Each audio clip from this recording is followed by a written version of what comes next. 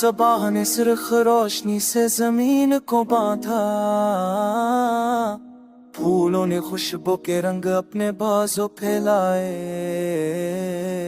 परिंदों ने हमें नमे बिखेर दिए,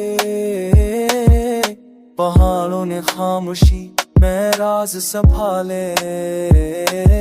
नदी ने अपनी मौजों से सुधा भेजी, बादलों ने नीले आसमां को गले लगाया,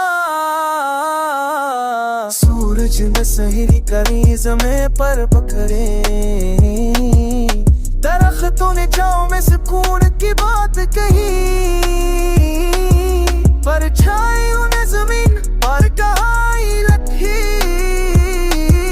होने नरम नस के बगैर पैगाम पहुंचाया,